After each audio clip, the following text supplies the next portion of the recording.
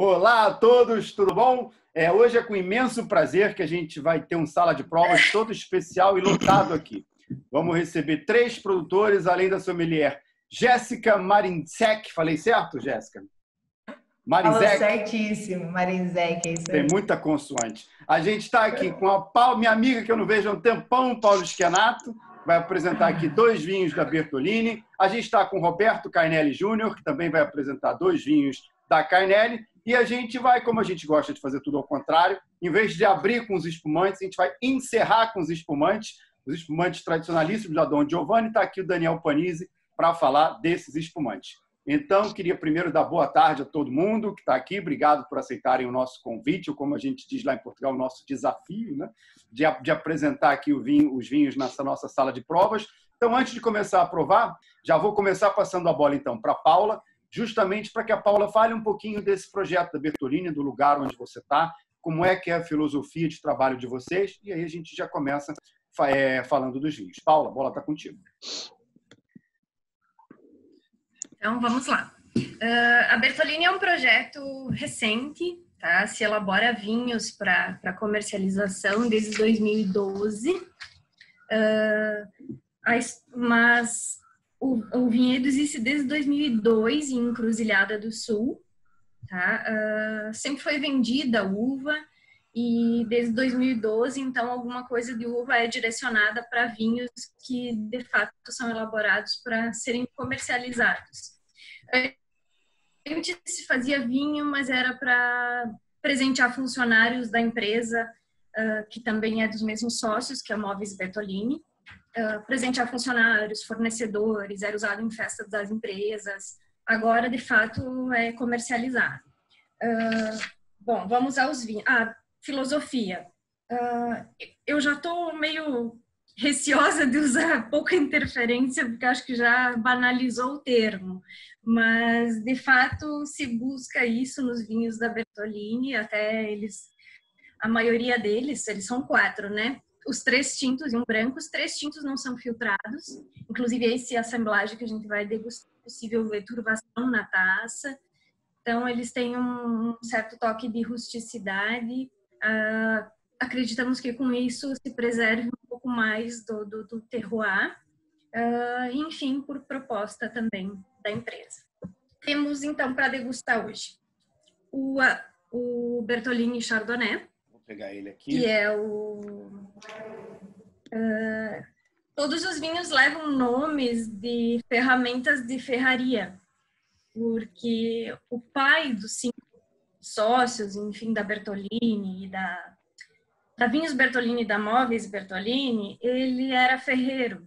Então, como uma homenagem a ele, se usou o nome das ferramentas de ferreiro nos vinhos. Hoje são 4 vinhos, tem Tenaz, Cadinho, Bigorna e Balança. Esse é o Tenaz. Então, ele é 100% Chardonnay. Todas as uvas vêm de Encruzilhada do Sul, vinhedo próprio. A Bertolini não tem uma vinícola própria, ela vinifica em parceiros. O atual parceiro fica em Encruzilhada do Sul mesmo. Bom, ele é safra 2017. Quer falar um pouquinho da safra, Paula? Quer falar um pouquinho da safra de 2017? A gente teve em 2018, 2020 com safras, todo mundo falou que são espetaculares. 19 foi bom em termos, mas e 17, como é que foi? Então, 17 variou bastante, tá? Eu ouvi muita gente dizer que não foi uma boa safra. Mas, por exemplo, para Campos de Cima da Serra, para a região Campos de Cima da Serra, 2017 foi uma excelente safra, uma super safra em qualidade. Já 2018, a maioria fala que foi uma super safra, para Campos de Cima da Serra foi uma safra boa, só boa. Então, depende do local. Encruzilhada do Sul, 2017, uma boa safra, nada de extraordinário. Já na Serra Gaúcha se teve uma safra de excelente qualidade. 2018, no caso. Desculpa, confundi. É tanta região que eu confundo. Agora estou trabalhando Campos de Cima da Serra, inclusive, Serra do Sudeste e Vale dos Vinhedos. Então, eu sou suspeita de falar desse chá, de todos, né, de todos os vinhos, assim, foi uma grata surpresa quando a gente fez a degustação no Evino, mas eu realmente gosto muito desse Chardonnay, eu gosto de Chardonnay nesses estilos, assim, com essa cor um pouquinho mais forte, essa maçã amarela, essa toca de amêndoa, enfim. Você estava falando, Jéssica, de maceração. Paula, faz aqui como? Ele realmente tem uma coloração mais amarelado, um amarelo quase que para o ouro, não é aquele chardonnay que muitas vezes a gente costuma ver aqui, muito clarinho. E, no entanto, ele não tem os aromas de manteiga, não tem aroma de nada disso aqui. Como é que é aqui? Você faz uma maceração mais longa? Como é que fica isso aqui? E, na verdade, ele passou 12 meses em Surli. Ele passou 12 meses sobre as borras no tanque de inox. Trabalho, tá? Zero madeira. Até agora, a Bertolini não usou madeira em nenhum dos vinhos elaborados até hoje, tá? Mas esse aqui passou 12 meses em Surli. Eu acho que ele tem muito sutil, assim, um toque da levedura. Não agregou muito isso. O que eu mais sinto nele são um toque florado, umas flores brancas e o frutado, abacaxi, ele tem maçã, ele tem pêssego. Que a Jéssica sentiu o toque de amêndoas. Eu também sinto esse toque amendoado nesse vinho. E no paladar, a impressão que dá quando tu olha para ele é que vai ser vai sentir um vinho um pouco mais gordo, que tenha perdido o frescor, mas não é.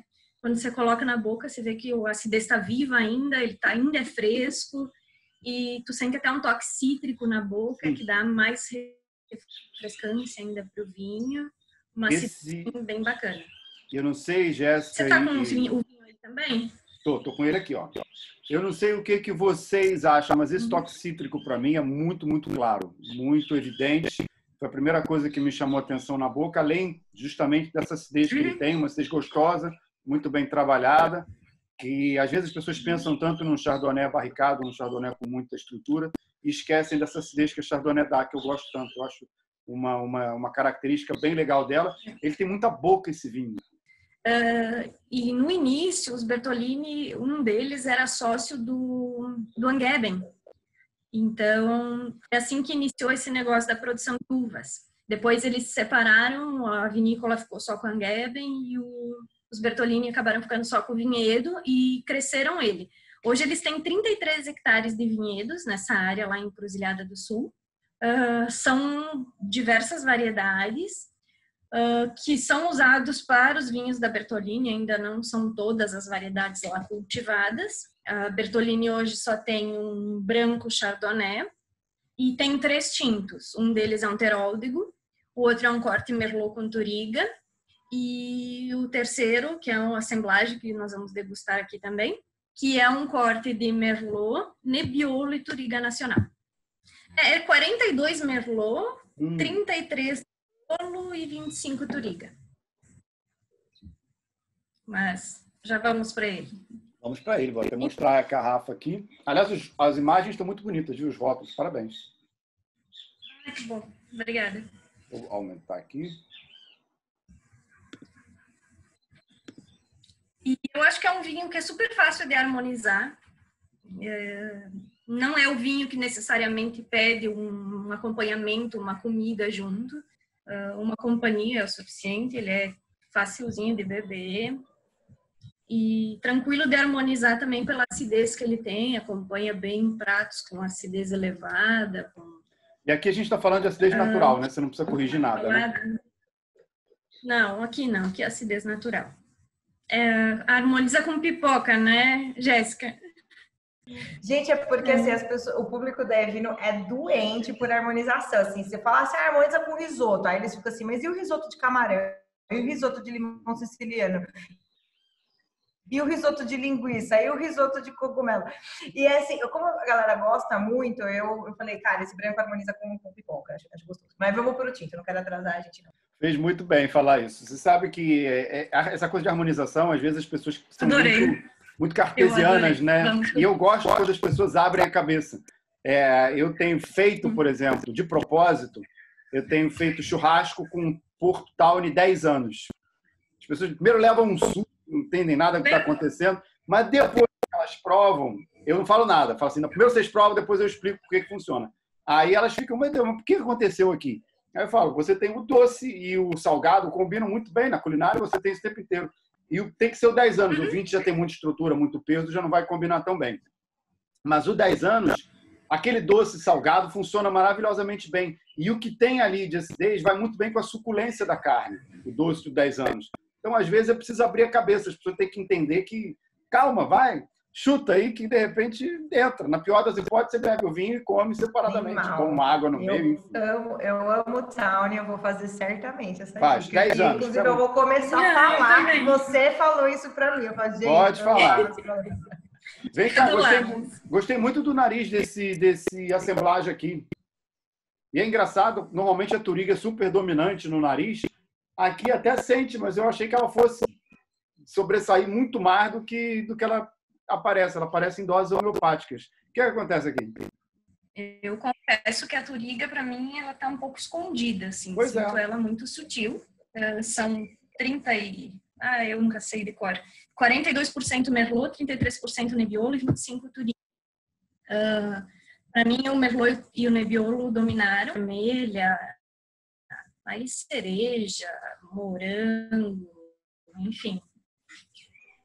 Aquela cerejinha ácida, né? Ele é 2014, então tá aí um vinho com 6 anos já. Total. Ele já tem os reflexos da laranja. Uhum. E agora aqui, Paula, você tá com um vídeo aqui que travou. Agora você apareceu de novo. Eu vou mostrar aqui o vinho, mostrar a cor. Deus. Ele é quase turvo aqui, né? Sim, justamente porque ele não é filtrado. Eu acho isso uma delícia. Então ele é turvo, na verdade. Eu adoro. Eu não sei se você lembra, na época que eu tinha restaurante, volta e meia eu pedia para os produtores fazerem esses vinhos para mim sem filtrar e tudo mais. Eu gosto disso aí. Acho que você perde muitas vezes, dependendo de quantas vezes você filtra, do que você filtra, acaba perdendo mais do que ganhando. Agora, Jéssica, deixa eu te perguntar uma coisa. Como é que é a receptividade do público a esse tipo de vinho? Está abrindo a cabeça já? As pessoas estão mais... Porque esse cara aqui, na boca, ele é uma delícia. É um vinho leve, um vinho fresco, fácil de beber, com uma fruta primária muito bem marcada aqui, muito gostosa. Enfim, é aquele vinho que a gente toma uma garrafa, assim, voando. Mas eu, às vezes, fico preocupado como as pessoas encontram e recebem esse vinho turvo. Vocês recebem reclamação quando vende para quem não conhece ou para quem não está acostumado a esse tipo de apresentação? Reclamação a gente nunca recebeu, graças a Deus, mas a gente... Bom, eu voltei para o vinho faz 3 meses e a gente está nessa virada de chave de que, olha só, o vinho não é tudo pode, mas, né, tipo, tudo pode. Mas, assim, vamos abrir um pouquinho mais a nossa cabeça. Existe vinho que não é filtrado por motivo X, existe vinho que é filtrado por motivo Y, e tem vinho bom e vinho ruim feito de forma convencional e não convencional. Então, assim, as pessoas às vezes perguntam, a gente tem algumas indagações, mas não no sentido de reclamar, não. Eu acho que a gente está num momento que a galera de fato está abrindo a cabeça mesmo para o vinho, ainda bem.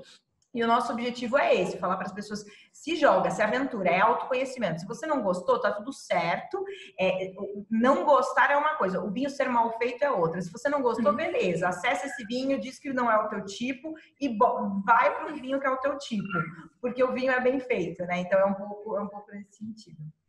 Eu achei esse vinho aqui uma delícia. E quando eu penso assim, a Paula estava falando no início do não intervenção, eu acho que essa é uma tendência que vai acabar. A agricultura sustentável, não só a viticultura sustentável, mas a agricultura sustentável, depois eu quero ouvir também a opinião do Roberto e do Daniel, ela veio para ficar, não tem jeito. A gente precisa cuidar do solo, a gente precisa cuidar do futuro, não podemos esgotar a terra com pesticidas ou com excesso de pesticidas e fertilizantes.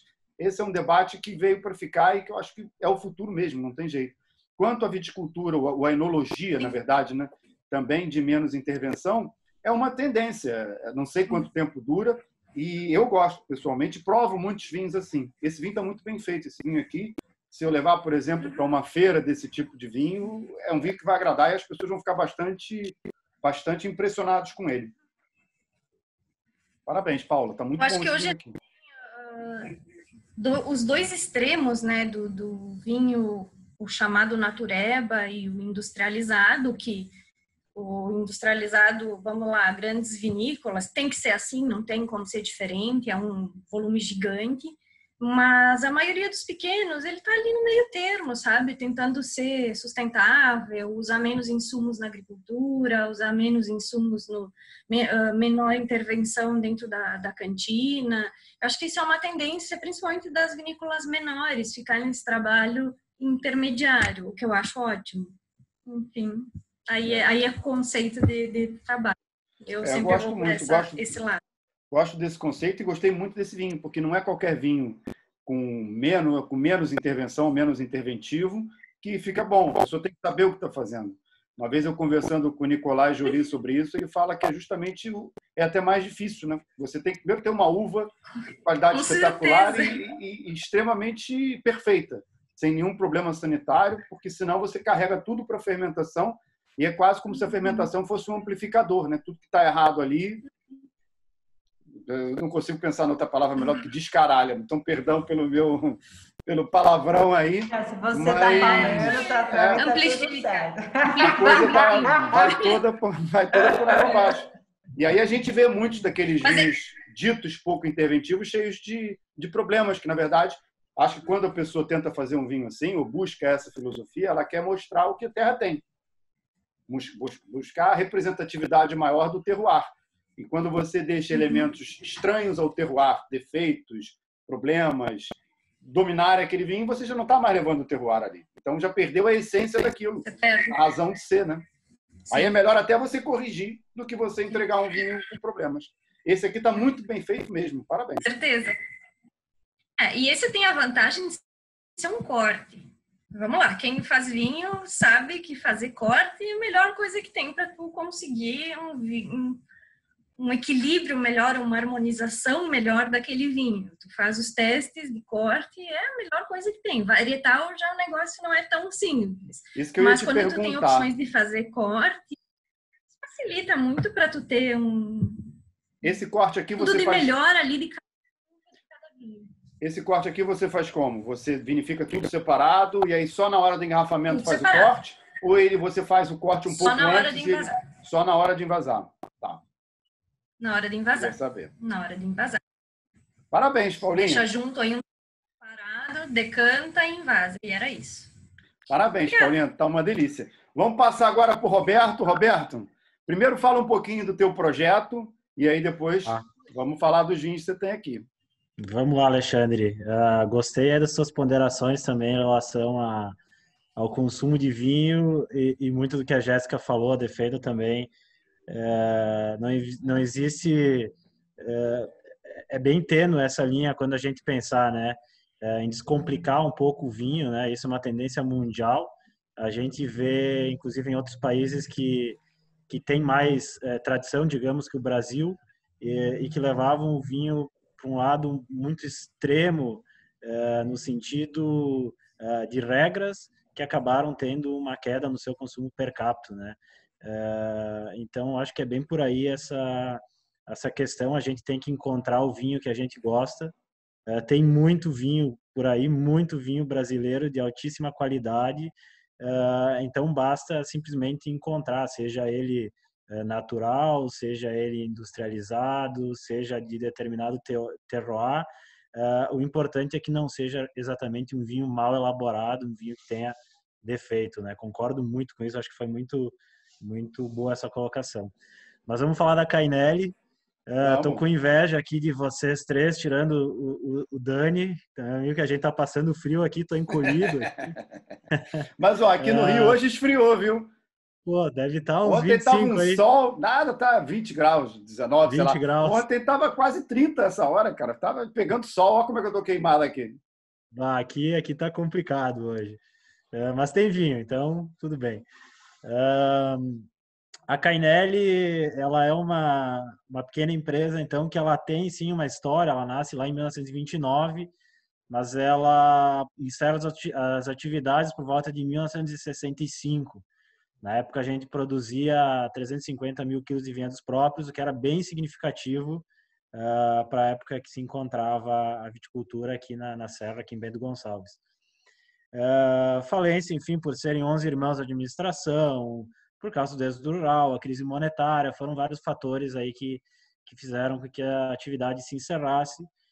Em 2004, a gente começa, então, com a ideia de reestruturar a empresa. A gente tinha vinhedos ainda, vinhedos e variedades americanas. A gente tem algumas aí de 80, 90 anos de idade, algumas vinhas aí nesse vinhedo que ainda existe. E começa, então, a se trabalhar com as vitis viníferas e a elaboração de vinhos, então, abrindo e começando a entrar no mercado em 2012. É legal fazer uma síntese, assim, até para vocês. A Cainelli, ela trabalha muito com o enoturismo, né? Porque é sempre legal colocar o porquê, que a nossa ideia 2004, 2012 era mais ou menos assim, era plantar a videira, colher a uva, fazer o vinho e vender. Deu tudo certo até a parte de vender. Então a gente viu que as dificuldades já de comercialização na época, e que era difícil para a gente vender um produto que era carregado de muito amor. Então, acredito que para todo mundo que é muito ligado à cultura da vinha e do vinho, fica difícil falar de preço em cima de produto. E quando a gente vai para um mercado competitivo, isso é um dos primeiros fatores a ser levados em conta. E a gente tinha essa ideia de poder levar essa extensão para as pessoas, ou dizer, porque vocês me ouvem falando aqui, que bonito, o Cainelli falando de amor ao que faz, amor ao vinho, à terra. Todo mundo aqui, bom, o Dani eu conheço, a Paula também, sei que eles sabem o que eu estou falando, que eles vivenciam o viticultor, o dia a dia. Hoje, com esse frio aí, tem gente nos vinhedos podando, então consegue entender o que tem por trás da garrafa. Mas a gente, para contar essa história, criou várias experiências de enoturismo para que as pessoas viessem até aqui, conhecessem esse mundo, vivenciassem essas experiências e assim a gente conseguiria colocar essa mensagem para os nossos clientes e começar a se difundir essa cultura, mesmo sendo pequenos. A gente acredita aí que uma gota d'água pode fazer um barulho no oceano. Mas, enfim, por que eu estou falando isso? Então, a gente seguiu assim, sempre com uma venda muito concentrada em enoturismo, algumas lojas especializadas, algo mais regional, o nosso próprio e-commerce. A gente sabia do nosso grau de dependência alto do enoturismo, mas aí eu ia perguntar para vocês, mesmo a gente sabendo desse perigo, dizer como é que o enoturismo vai parar? Não tem como, né? Então, eu que queria te estamos aqui em perguntar, 2020. Pois é, e como é que ficou o enoturismo com essa pandemia, com essa coisa toda, com essa loucura toda que a gente passou? Porque o turismo acabou, não é só o enoturismo, né? Ou pelo menos o sofreu turismo. um baque mundial, né? Exato. Como é que está isso aí? Como é que ficou isso para vocês? Então, a gente está fechado, as operações ligadas ao turismo, ela varia de acordo com a bandeira aqui no nosso estado, que libera ou não esse tipo de atividade. A gente está com restrições desde março, teve alguns períodos que a gente conseguiu receber um mínimo de visitantes, mas agora exatamente a gente está fechado, então sem poder estar recebendo nenhum fluxo de pessoas. Claro que é temporário, enfim, mas isso representava um número bem expressivo para a manutenção das atividades aqui da Cainelli. E aí, como a Jéssica comentou, né, se não fosse a pandemia, talvez não estaríamos aqui conversando. Esse projeto, acho que da Ivino, pode me corrigir, né, Jéssica? Mas veio muito em cima desse cenário, cenário de ajudar e valorizar as empresas vitivinícolas brasileiras, principalmente as pequenas. Estamos aqui com empresas menores, e digo que isso ajudou muito a gente nesse período. Então, tem dado super certo. E hoje a gente está conseguindo, então, através desse trabalho, de levar um pouquinho mais da nossa marca, um pouquinho mais dessa paixão, mas agora contada, então, na forma de vinho para todo o país e também através da Evina. Então, esse projetinho é bem bacana por conta disso, e eu acho que é um legado que vai ficar aí também do vinho brasileiro, talvez um pouco de mostrar, é mais fácil de mostrar hoje através desses canais para o consumidor que sim, a gente tem qualidade, sim, a gente tem vinhos muito bons, porque, enfim, a gente já sabe disso, mas o consumidor só vai saber quando chegar na taça dele o vinho e ele degustar, e aí sim ele pode concretizar tudo que a gente vem falando, né? Mas é isso, assim, Alexandre. Depois, quando quiser ir para os vinhos, tu me fala aí, porque eu sou um cara que falo bastante. Se tu me deixar aqui, eu fico falando. Não tem problema. Vamos. Qualquer coisa, se der errado aqui, a gente abre uma outra sala de novo e para o Daniel poder falar, ou a gente terminar, de repente, o segundo vinho. Mas vamos agora, começando aí. Vamos então no Cabernet primeiro, não é isso? Vamos lá, vamos no Cabernet primeiro. Deixa eu mostrar o vinho aqui. Vou me servir aqui. Tá aqui. Vamos lá. Cabernet delícia. O time Evino gosta muito também. Gostaram muito do Cabernet? A galera, o pessoal adora. Pô, que bom. Vamos lá, então. Esse Cabernet Sauvignon, então, nosso terroir é Bento Gonçalves, Vale do Rio das Antas. Esse clone de Cabernet é o R5. E é um Cabernet 2018. Antes de eu falar, vou falar um pouco do processo dele. Ele se assemelha muito com todos os processos aqui da Cainelli. Eu acho que é muito parecido até com o que a Paula colocou. A gente, trabalha aqui na Serra praticamente todo mundo com colheita manual, né? Não se tem colheita mecanizada, isso é bem raro ainda devido ao nosso relevo acidentado. A nossa viticultura heróica aqui, que é a viticultura aqui da Serra Gaúcha, né? As pessoas trabalham muito intensamente nesses vinhedos de encosta, seja, como eu disse, hoje que a gente está aqui tremendo, alguém está no vinhedo podando com o dedo congelando, e quando tem sol está lá queimado, e quando chega a época de tratamento dos vinhedos, tá com o trator lá embaixo de umas ribanceiras que anualmente, infelizmente, se registram até acidentes fatais com viticultores. Então, daí vem a viticultura heróica e daí vem um pouco dessa história do amor pela vinha. Mas então, colheita manual seletiva, a gente trabalha 24 horas de pré-maceração fermentativa, né? Depois de 24 horas, ela já inicia ali uma fermentação com as leveduras selvagens, mas aí sim a gente inocula a levedura selecionada. A gente acredita que essas 24 horas a gente já consegue agregar um pouco de tipicidade em cima da levedura local, porém ela não tem capacidade para, pelo menos é o que a gente acredita, claro, ela não tem uma capacidade tão legal de estar terminando a fermentação de uma forma mais garantida e mais linear. Remontagem dos nossos vinhos tintos da Cainelli, todos eles são feitos intercalando pigeagem e remontagem tradicional. A pigeagem nada mais é que a pisagem, nada mais é que uma haste de aço inoxidável quebrando o chapéu, empurrando ele para dentro do líquido.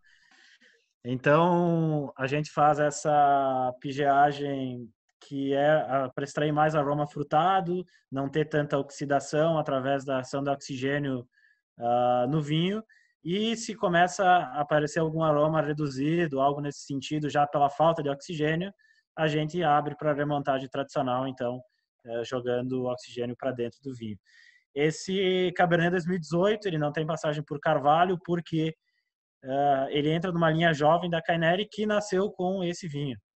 Porque em 2018 a gente teve, pelo menos aqui, muita fruta,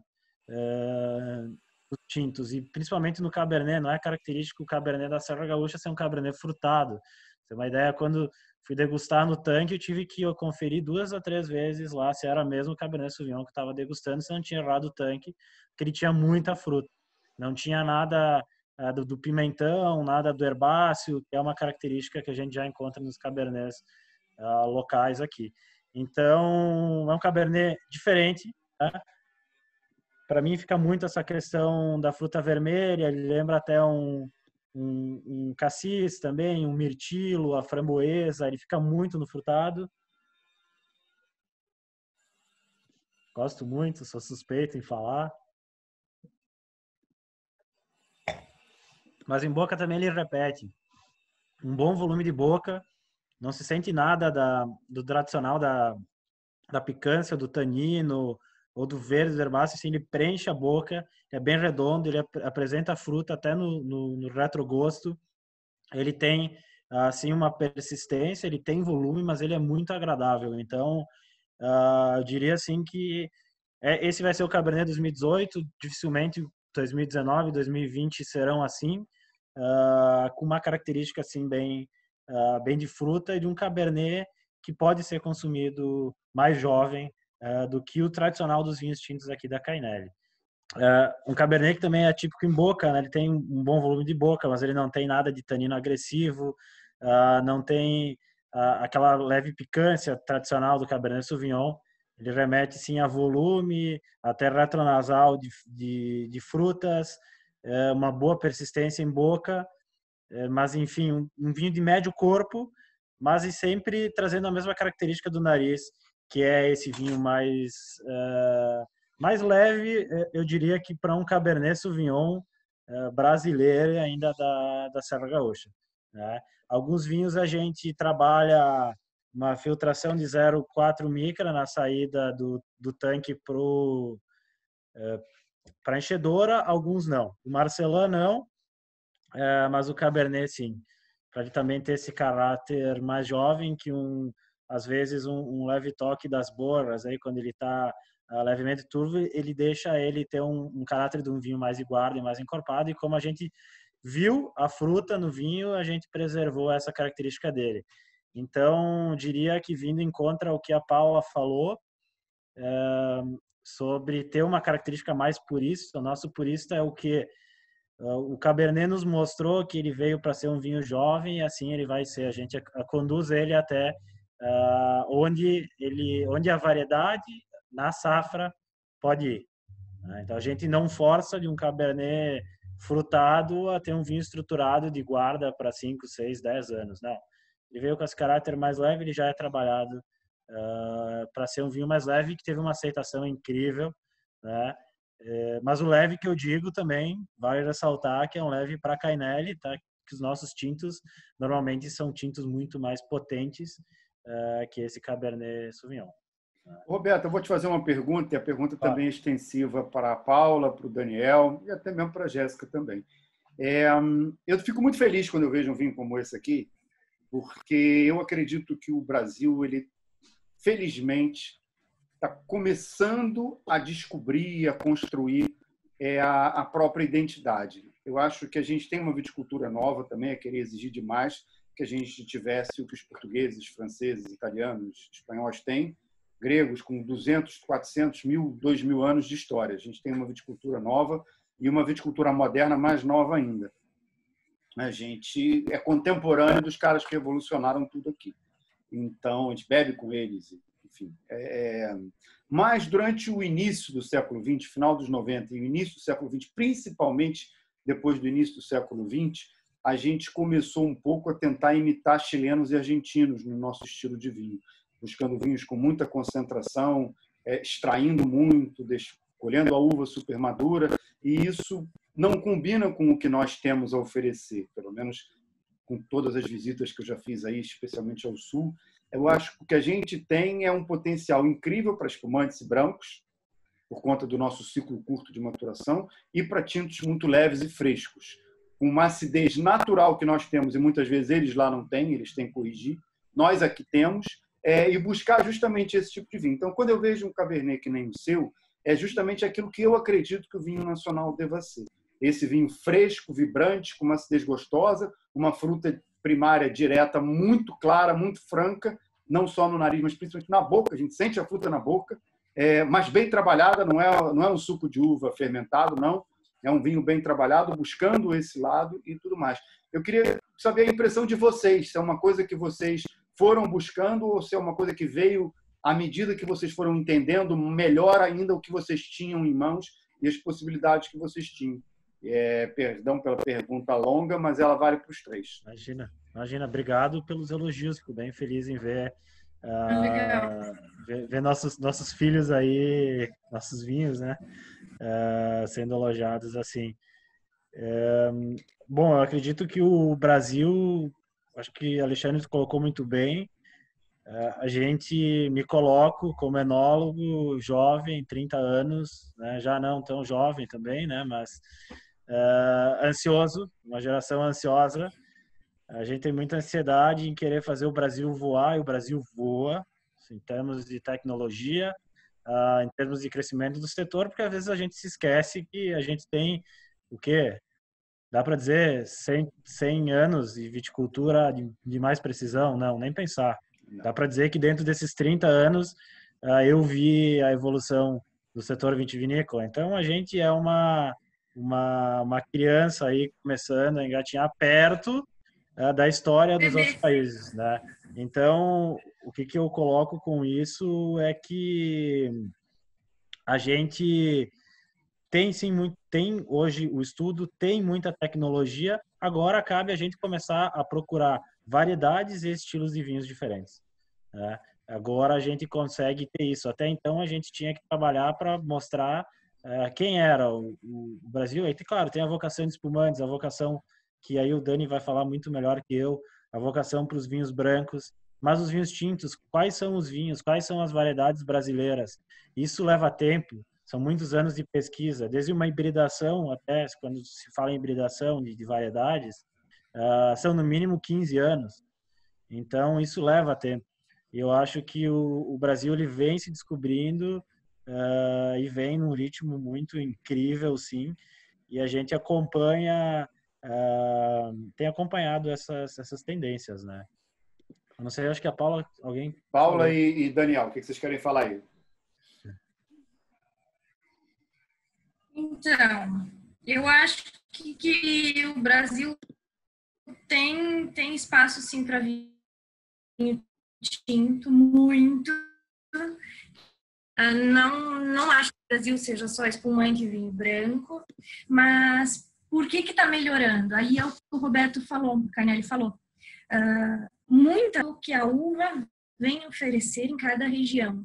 Ainda assim, a gente tem muitos enólogos e empresas que buscam fazer vinho semelhante ao chileno, isso é fato. Quanto mais circulo nas vinícolas, mais vejo que isso ainda existe, só que, graças a Deus, cada vez menos. E, principalmente, onde tem enólogos jovens trabalhando, eu vejo que a maioria esmagadora dos enólogos jovens que têm a liberdade de decidir o perfil do vinho, eles têm buscado pelo respeito ao que a uva oferece, o que o Carnelli falou. Esse ano a uva me oferece, ela não me interessa se é um Cabernet, um Sauvignon, um Taná, ela me oferece uma qualidade para fazer um vinho leve, frutado, jovem. Ponto. É isso, respeita a uva. Quando o vinhedo te der uma uva que tu vai conseguir envelhecer, seja em carvalho, tem um vinho de guarda, enfim, aí tu respeitar a uva, respeitar a safra.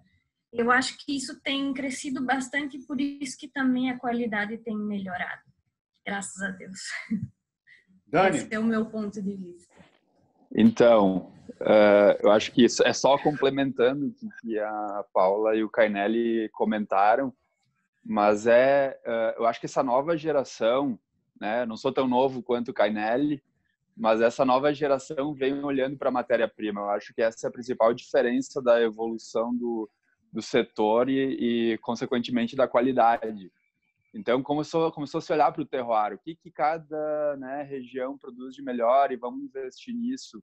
Aqui em Pinto Bandeira mesmo, a gente, se olhar para 20 anos atrás, a gente fala em plantio de Cabernet Sauvignon, e aí investiu o ano inteiro no vinhedo para chegar lá no final do ano e não ter a uva na maturação que a gente desejava. Então, começa a canalizar para a produção de variedades que se adaptam bem, que vão atingir a maturação no ponto ideal para, consequentemente, ter um vinho de qualidade. Então, resumidamente, eu acho que é isso, esse olhar para a matéria-prima. As coisas não se resolvem só dentro da vinícola, né? Elas começam lá no vinhedo. Eu acho que o Brasil começou a fazer foi olhar para a terra, olhar para o seu terroir como um todo E aí, consequentemente, a gente começou a levar para dentro da vinícola uma uva com ponto de maturação, enfim, com a qualidade que o vinho precisa lá para chegar num grande vinho. Então, acho que, resumidamente, esse foi o trabalho e, cada vez mais, é olhar para a matéria-prima. A gente precisa de uma matéria-prima de qualidade que a gente, consequentemente, vai ter um vinho de qualidade. Perfeito. Jéssica, quer acrescentar alguma coisa? Então, não, gente, está assim, escrito em pedra, mais do que essas feras aí falando, eu só posso concordar mesmo. Então, Carnelli, vamos lá para o próximo vinho, né? Vamos lá. Então vamos para o Marcelin. E aí está um exemplo de uma nova variedade, né, introduzida no país. Esse Marcelin aqui, só existe um clone do Marcelin no Brasil, que é o 980. Então, esse é fácil. Se alguém tiver Marcelin, foi daí que veio. Marcelin é uma cruza genética de Cabernet Sauvignon com Grenache, da região de Marselha, do sul da França, onde um viticultor brasileiro identificou algumas características que podiam ser interessantes dentro do nosso terroir local e acabou trazendo, então, essa variedade para o país. E Carnelli, desculpa te interromper, mas Imagina. Que características seriam essas que despertou esse interesse? Então, eu não sei exatamente o que ele enxergou, eu suponho, né? Eu suponho que esse não foi a Carnelli que trouxe, mas suponho que uma identificação de terroir parecido com o terroir imaginava aqui, ou gostou muito da variedade lá e quis trazer para cá. Para nós, para a Carnelli, o que a gente julgou como interessante? Uma variedade que tem uma maturação plena, né? Ela tem a maturação aqui no Vale quando a gente já tem uma incidência de chuvas historicamente menores, então era o final de ciclo dela caía exatamente no momento que era muito oportuno para a gente, vendo um cacho também menos compacto, mais espaçado, ou seja, com menos umidade e dando uma característica de ter, então, de não ter alguma proliferação de alguma doença. Provando os vinhos, a gente achou um resultado interessante, mas já vendo alguns vinhedos, muito da questão da maturação fenólica, da característica da quantidade de polifenóis. Uma uva que trazia muito polifenol. E aí, como eu digo, achei bem legal aí também que a Paula falou, sim, do nosso potencial também para vinhos tintos. E eu sou um cara que, se me dissesse que só dava para fazer espumante e vinho branco, eu ficaria um pouquinho frustrado, porque eu gosto muito de tinto encorpado, de tinto pesado. E aí é claro que o enólogo sempre leva a característica pessoal para dentro dos seus vinhos, e porque o Marcelin procurar uma variedade que tivesse essa carga, esse peso, essa estrutura. Conseguimos isso, apesar de que essa linha Origem, né, Origem 1929, ela vem para homenagear os primeiros idealizadores da empresa. Lembra que eu falei que lá em 1929 que a gente inicia a história? Justamente Origem, por causa disso, são apenas 1000 garrafas ano, onde a gente tem um Chardonnay e a gente tem o Marcelin 100% varietal. O restante a gente usa para os cortes, e se um ano a gente não atinge a expectativa para o vinho, para essa variedade, a gente não elabora a Origem, ele vai para um corte da linha Tempo, que é uma outra linha que a gente tem. Então, a Origem Marcelin, digamos que é o supra-sumo aqui da vinícola. Ele tem uma elaboração muito parecida com os tintos, sempre passando por essa pigeagem, essa maceração pré-fermentativa. Diferente, esse já leva carvalho na fermentação. Então, dentro do tanque de ácido inoxidável, ele não faz fermentação integral em barrica, mas dentro do tanque de ácido inoxidável ele leva carvalho para estabilização de cor, para fornecer taninos, para poder ter essa estabilidade de coloração. E pode ver que para um vinho 2014 ele tem uma intensidade de cor incrível. Justamente acreditamos que por conta disso, né, saindo da fermentação, vai para o tanque, lá ele permanece com as borras também durante todo o período de tanque, só depois que ele vai para a barrica, passa 9 meses e depois ele vai para a garrafa. Ele é lacrado com cera, não sei se vai dar para ver aqui, mas eu acabei de abrir ele, né? Então, a gente acredita um vinho de muita guarda, a gente quer que se guarde esse vinho. A gente tem alguns exemplares aqui, os mais antigos, infelizmente, eles são 2011. A gente não tinha Marcelin mais tardar que isso. Então, a gente acredita num período de guarda muito grande para o produto, para o vinho. Ele não, esse sim não é filtrado, não é passado na 0,5 micra, porque a gente acredita que essa pequena quantidade de borras e que aí vai ter muito monoproteína da levedura, ajuda a manter nosso vinho vivo por muito e muito tempo. Então, na taça, talvez ele não seja tão límpido quanto o anterior. Pensando nos aromas, ele também traz muito dessa... Isso era algo que a gente via nos descritivos da França e na biografia, mas na parte teórica, digamos, do vinho. Ele sim traz a fruta, mas ele traz muita menta, traz um leve mentolado, até lembrando alguma coisa para o lado da cidreira, algo nesse sentido. E isso é terroir, não é de outros Marcelins aqui brasileiros. Isso é uma característica que a gente sentiu do nosso terroir, da nossa elaboração. Uma leve mineralidade, né? Lembra um terroso e um mineral nesse sentido. E é legal que é um vinho, claro, tem o toque do carvalho, apesar de 9 meses ele não é tão evidente. Ele vai variando muito. Agora eu recém abri, quando eu abri ele veio com o toque da baunilha, bastante baunilha, um leve toque de chocolate, de amêndoas, e agora ele vai para fruta, para menta, ele vai evoluindo. É um vinho que evolui muito legal na taça, no decanter. Ele precisa ter esse tempo, né? Olha aí, falando de harmonizações fora do comum, esse daqui, se eu não me engano, a gente indicou harmonizar com charuto, viu? Porque realmente é um tinto bem encorpado, é um momento de meditação, assim, que você deixa essa taça evoluindo, né, com esse vinho, você fuma o seu charuto, que é aquela sexta-feira que você precisa relaxar. Então vou usar na segunda essa tática aí. Ele é um vinho com bastante matéria mesmo, bastante extração. E realmente, quando a gente recém abre, eu até fiquei com pena de ter aberto ele agora aqui só, em vez de ter aberto ele de véspera, que eu gosto de fazer isso com esses vinhos assim, eu gosto de abrir de véspera. Porque quando o vinho é bom, ele aguenta e melhora muito. Então, bem mesmo. Você engarrafou quando? Isso que eu ia te perguntar. Esse cara tá na garrafa quando? Esse é um lote que foi barrica, foi tanque, e agora ele está com uns 2 meses só de garrafa. Né?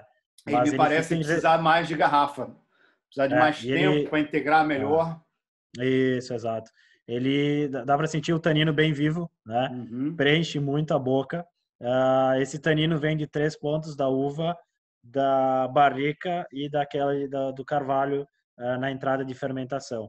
Então, esse que vai garantir a longevidade dele por bastante tempo. E sim, ele pode passar bastante tempo ainda em garrafa, e ele não chegou na plenitude. Então, é um vinho que tem uma vida incrível pela frente. Em boca eu sinto ele bastante potente, muito rico em tanino, parte maduro, parte ainda bem presente. Eu acho que ele vai muito bem, sim, com toda carne vermelha. Eu diria que carnes de caça, talvez um cordeiro, talvez algo mais saboroso. E olha, com charuto eu vou testar essa harmonização aí também, né? Mas assim, esse é o nosso xodó aqui da Kainelli. Eu gosto, apesar de ser um vinho que tem...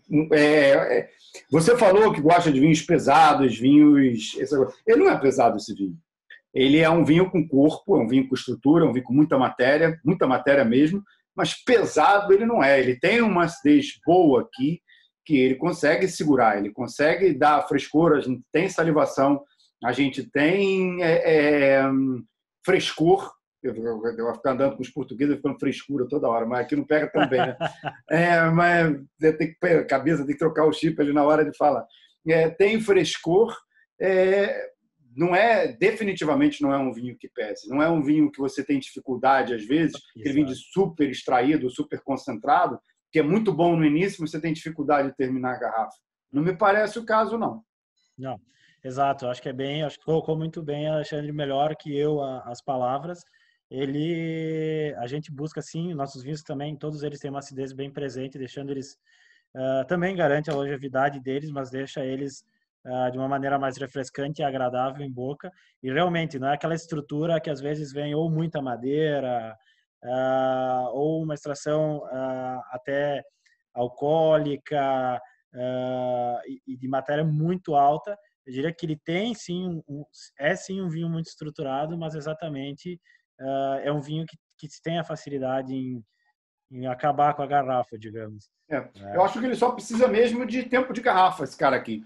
É um vinho que ainda está muito na primeira fase, na primeira infância, vamos dizer assim, né? Apesar de ser 2014 que você falou. Exato. E eu acho que a gente tem potencial grande de envelhecimento nos nossos vinhos, à medida que a gente for entendendo melhor o que a gente está fazendo, esses vinhos vão ter um potencial de guarda ainda maior, mas ainda hoje já tem. Outro dia mesmo eu abri aqui, vinho da Alpizol da década de 90, que o vinho estava espetacular ainda.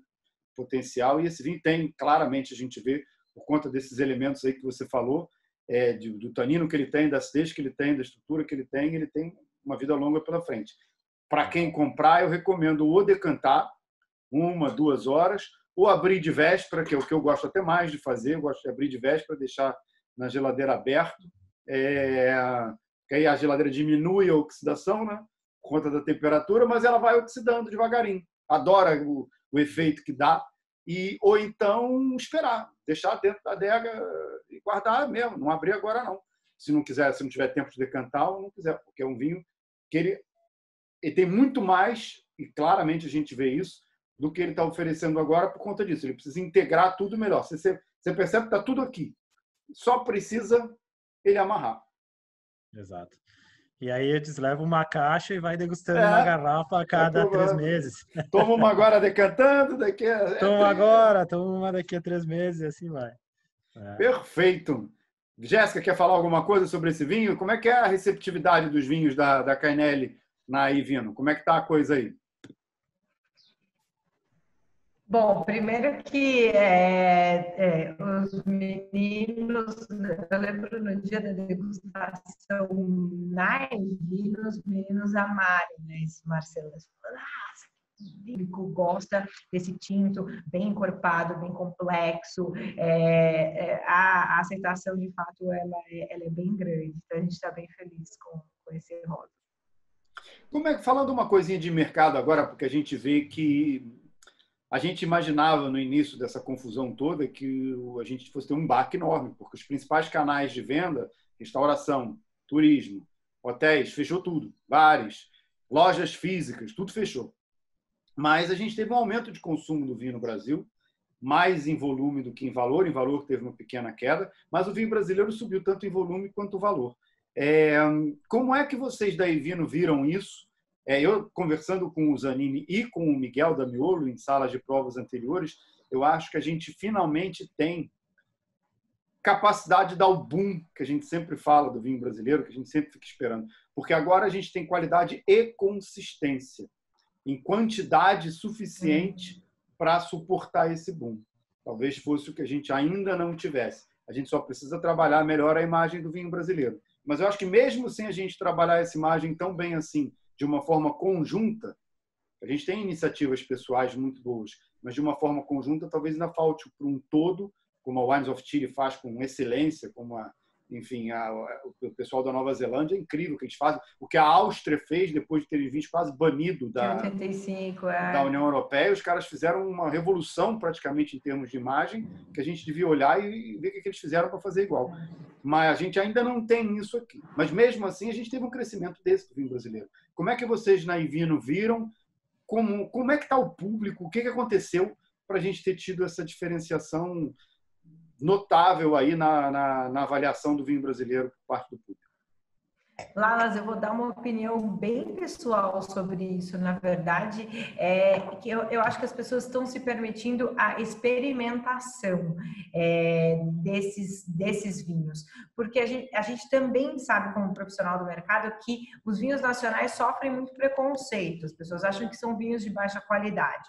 Quando as pessoas não estão indo para os restaurantes, quando as pessoas não estão consumindo esse vinho fora das suas residências, elas estão provando esse produto dentro de casa, você fala assim, eu vou dar uma chance, eu vou testar, eu vou ver como é que isso funciona, né? Então, dentro da Evino, não só os vinhos nacionais, mas a gente teve também uma grande aceitação do vinho nacional no bag-in-box. E aí um dado que é fora do Brasil, que eu vi recentemente, o quanto a bag-in-box cresceu em venda durante a quarentena nos Estados Unidos. Deu um boom de bag-in-box nos Estados Unidos durante a quarentena para esse tipo de vinho, porque as pessoas estão em casa, então elas estão se permitindo essa experimentação. E aí eu acho que é bem um pouco disso do que a gente falou no começo, de abrir um pouco a mente. Olha, esse vinho aqui é um vinho mais turvo. Mas deixa eu provar, deixa eu entender essa qualidade, vamos ver, tudo bem, eu não gosto, mas se eu não gosto não quer dizer que ele é mal feito. Então, eu acho que é isso, né? Tô dando a chance. E a gente recebeu, na verdade, esses dias um comentário de ainda bem, até me lembrou, de um cliente que falou assim, eu tô aqui de quarentena, é verdade, ele mandou até uma foto, falou, olha, eu comprei um vinho nacional para experimentar, para eu ver como é que para ver se eu gosto. Não tinha aberto ainda, mas tinha tirado uma foto da garrafa. Eu acho que tem um pouco disso, e essa é a visão pessoal, na verdade. Eu não sei, talvez... É engraçado que o teu relato bate com vários outros que eu ouvi, são muito semelhantes. É uma iniciativa que partiu do consumidor, né? Então, talvez a gente tenha que pensar, e eu digo nós, o setor inteiro, a crítica, os produtores, a gente talvez tenha que pensar o que a gente precisa fazer para que o consumidor perca esse preconceito, especialmente na restauração. Mas, para a gente não se alongar, vou passar a bola lá para o Dani. Dani, fala aí dos vinhos da Don Giovanni. Tudo bom? Vou só te dizer que quando eu tinha cabelos pretos ainda, quase outra vida, Don Giovanni ainda era muito difícil conseguir os vinhos no Rio da Don Giovanni.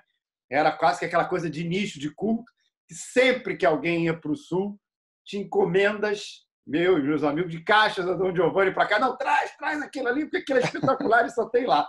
Então, dito isso, pode começar aí. Bom, Don Giovanni, uma vinícola situada em Pinto Bandeira. A história da Don Giovanni ela vem linkada com a história da vinícola Dreher. A Dreher, juntamente com a Salton, foram fundadas em 1910, foram as duas primeiras vinícolas aqui do Brasil. E em 1950, a Dreher comprou a propriedade onde fica a Don Giovanni atualmente e fez daqui seu centro tecnológico. Isso durou até 73, quando a Dreher foi vendida, e até uma mudança de legislação referente ao conhaque, né? Que o conhaque no Brasil até então era um destilado de vinho, passou a ser um destilado de cana-de-açúcar e extrato de gengibre, e devido a essa mudança, a Dreher acabou saindo de Bento Gonçalves, indo para Sorocaba até hoje, né? Produz seus conhaques por lá. E essa propriedade ela ficou abandonada de 73 até 78. Quando meu sogro acabou saindo da direção industrial da Dreher e na saída da empresa ele acabou ficando com essa propriedade. E aí deu origem à marca Don Giovanni. A gente data como a fundação em 1982, que é a data do nosso primeiro vinho, né? Foi um Cabernet Franc, um Sangiovese. E desde então, né, a empresa foi crescendo, a produção foi aumentando. Atualmente, a gente produz, em média, 100 mil litros ano, sendo que desses, 80% já são espumantes. Né? A região de Pinto Bandeira começou a ganhar um destaque para a produção de espumantes. Isso vem muito relacionado com a matéria-prima. Né? A gente conversou sobre o fato de que cada vez mais o produtor do Brasil está olhando para a matéria-prima e, consequentemente, a gente está botando na taça vinhos de melhor qualidade do que se faziam anos anteriores. Então, eu acho que tem muita relação com a matéria-prima. E isso também aconteceu com a Dom Giovanni. Variedades que não tinham uma maturação todo ano do jeito que a gente gostaria começaram a ser retiradas, e no lugar delas começou a se plantar Chardonnay e Pinot Noir, que hoje são as uvas referência dos espumantes produzidos por aqui. Bom, então acho que essa questão de matéria-prima ela é fundamental, né? Então a gente começou a trocar os vinhedos e fazer essa reconversão para Chardonnay e Pinot Noir. E eu estava falando do parênteses, né, que Pinto Bandeira hoje está finalizando um processo, né, a gente está finalizando o regulamento de uso, especificamente o plano de controle da primeira DO exclusiva para espumantes elaborados pelo método tradicional do Novo Mundo. Então, a gente vai levantar muito forte a bandeira do espumante aqui na nossa região. Bom, então desde 97 essa produção de espumantes foi ganhando notoriedade e hoje já é, né, o produto mais produzido e mais comercializado aqui da empresa. Outro fator importante, né, que eu gostaria de comentar é a questão do enoturismo. Hoje ele é muito representativo para a nossa região aqui da Serra. Não existe região vitivinícola do mundo sem o enoturismo, né?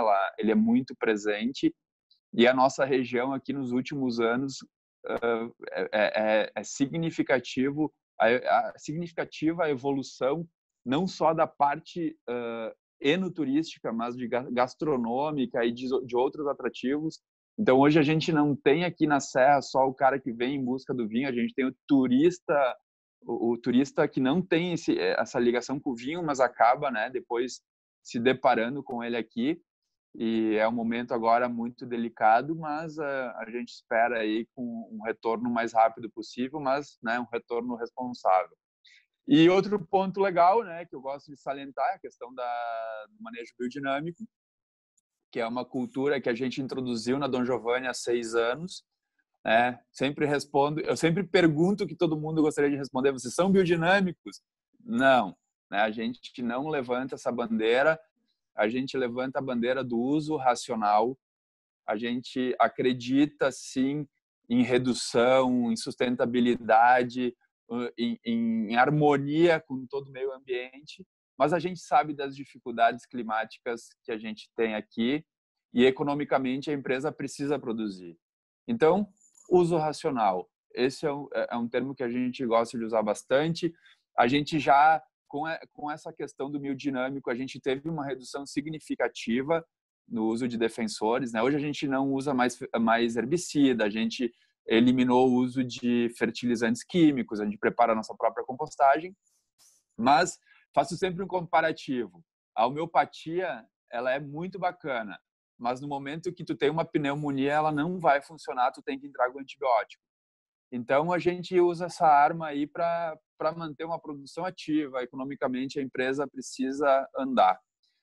Então, basicamente, né, isso que eu gostaria de falar da Dom Giovanni, né, e ficar aí o convite para vocês retornarem assim que possível, assim que essa poeira, essa onda ruim baixar, né, que a gente possa circular novamente. Você sabe que a gente gosta de fazer as matérias no campo, a gente gosta de ir para os lugares, falar, pisar nos vinhedos, respirar o ar, entender o solo, a gente gosta de fazer isso. E eu estou louco de saudade de fazer isso, estou louco de saudade de ir nos lugares, ir nas vinhas, enfim, a gente vai fazer isso sim, assim que a possibilidade existir, né? Assim que o coronavírus, que o Covid deixar. Mas a gente vai fazer isso sim. A gente comenta, né, sobre as dificuldades que a gente está enfrentando, mas que nem até o Carnelli comentou, a Jéssica também, que a moeda tem sempre 2 lados. Se não fosse isso também, a gente não estaria aqui juntos, trocando essa experiência, podendo levar para o consumidor nosso trabalho. Essa porta que a Evino abriu para o vinho brasileiro, Jéssica, é difícil mensurar a importância, né? Então a gente torce aqui para que o projeto não morra, que o vinho brasileiro atenda a expectativa de vocês e que isso só seja o primeiro passo para a gente tocar esse projeto adiante aí, porque a importância de tudo isso para o vinho brasileiro não tem como mensurar mesmo, né? Então, estamos juntos aí no mesmo barco. E a dificuldade, né, do vinho brasileiro, seja por custo de produção, seja até mesmo pela questão de impostos, é importante levar isso, né, para o consumidor, para o importador e entender, né, que outro ponto importante, né, que eu acho que cabe ressaltar, a questão do comparativo.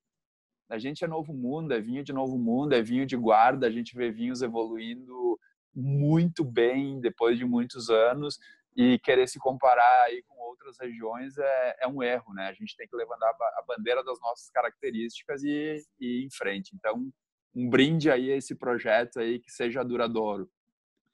Falar em brinde, temos 12 espumantes aqui da Dom Giovanni, né? Temos que falar deles também. Eu vou brindar, já estou com ele aqui. Primeiro, aí, mostrar o rótulo aí, né? Exatamente, estamos aqui com o Nature, cadê ele? Nature.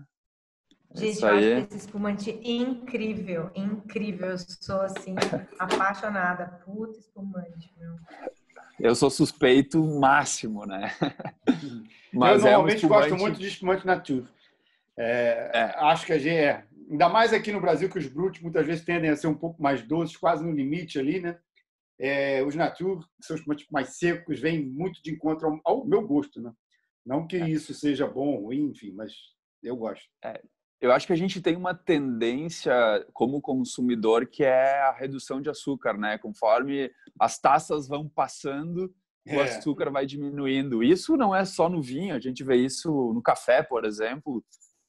No momento que tu reduz o uso do açúcar, tu não tem mais como retornar. E o Nature, eu acho que é a expressão, é a melhor expressão de cada terroir, né? Então, acho que isso não tem como fugir.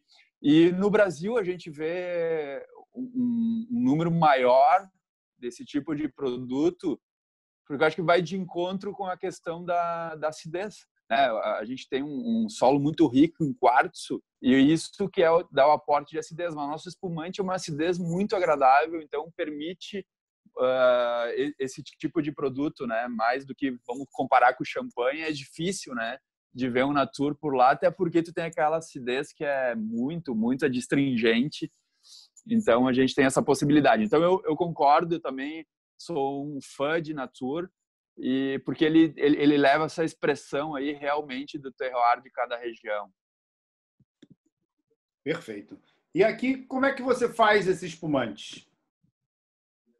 Então, esse produto, ele tem um corte bem clássico nosso, né, de 75% de Chardonnay e 25% de Pinot Noir, e ele passa 24 meses Surly, tá? Ele tem um residual um pouco maior do que 1 grama, tá? Mas logicamente, né, residual das fermentações. O Nature, ele tem até 3 gramas por litro, né, ele pode ter de residual. Então, ele é super seco. São vinhedos aqui atualmente de mais ou menos uns 20 anos, né, que eles foram plantados. E é um produto que está na linha, se eu não me engano, há mais ou menos uns 15 anos já a gente produz essa linha. 15 anos já que vocês fazem? Vocês foram então dos primeiros a fazer Nature? Fomos um dos primeiros, exatamente. Exatamente. E o que motivou vocês a fazer Nature? O brasileiro, você pega a nossa culinária, nossas sobremesas, tudo cheio de açúcar. Olhando para trás, qual foi o clique? O estilo do nosso cliente ele procura sempre um produto mais seco, né, e de maior evolução. Então, eu acho que essa tendência do nosso cliente foi o que levou a procurar esse estilo de produto. Se a gente for olhar para toda a nossa linha, claro, a gente tem uma linha mais jovem, com um pouco mais de açúcar, mas a gente está falando nos Bruts, todos com 8, no máximo 10 gramas, o Nature, o Extra Brut, que são os grandes, o grande estilo de produto. A gente tem até um Moscatel na linha, mas ele é o produto menos vendido de toda a linha do Giovanni. Então, eu acho que a própria característica do nosso cliente leva a busca por esse tipo de produto. Perfeito. Eu gosto muito desse vinho aqui, eu conheço bem, é um espumante que eu tomo sempre. E primeiro eu gosto dele, o fato de ser seco, eu gosto da acidez pegada que ele tem. Ele é um cara que entra na boca e ele diz o que vai falar, mas ele tem, que é aquela coisa que a gente observa tecnicamente no espumante, uma perlagem extremamente fina e uma mousse extremamente cremosa. Então, ele vai para esses dois lados, que são lados técnicos, que são muito importantes. Além daí, vai o lado muito do gosto pessoal, que eu gosto, no caso desse espumante, que é o toque seco e a acidez pungente que ele tem, aguda quase. Eu costumo brincar que esse espumante aqui é um espumante meio rock and roll. Eu gosto muito disso. É isso aí. Não, eu acho que tu falaste de tudo. A gente sente aquele perlage bem delicado, né, na ponta da língua. Ele é super delicado. E é processo, né, Lalas? É uma temperatura controlada aí na segunda fermentação que vai dar essa característica. E o mousse, né, ele completa mesmo. E a gente sente bastante salivar, porque a acidez é marcante. Eu acho que ele é bem a expressão do que Pinto Bandeira hoje tá falando de terroir, né? Do terroir de Pinto Bandeira, ela é a expressão bem da nossa DO, futura DO.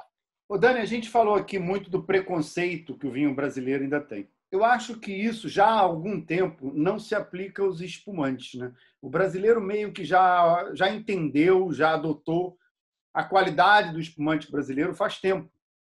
Já acredita que o espumante brasileiro que a gente aqui tem condições de produzir espumantes que rivalizam com os melhores do mundo. Eu não vou entrar no mérito de o segundo melhor depois de champanhe, nada disso não, porque eu acho que isso é uma bobagem que não serve para nada.